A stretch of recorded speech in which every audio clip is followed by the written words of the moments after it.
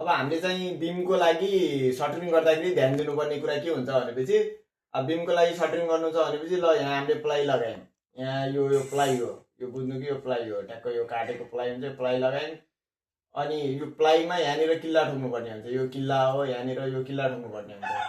यो किल्ला ठोकेपछि यहाँ तारले बाँधिन्छ, यहाँ तारले बाँधिन्छ, ठ्याक्क यो तारले बाँधिन्छ। अनि ठ्याक्क यसरी नै ठ्याक्क उतापट्टि पनि यस्तै किल्ला ठोकेर यसरी बाँधिन्छ। अनि एकदम यो सब टाइट हुनुपर्छ र यसरी यहाँ किल्ला ठोकेको र अनि यहाँबाट यसरी तारले यो बाँधेको हुनुपर्छ। अनि यो सटरिङको काम गर्दाखेरि हामीले अनि यो बाँधेको यो राम्रोसँग चेक गर्नुपर्छ।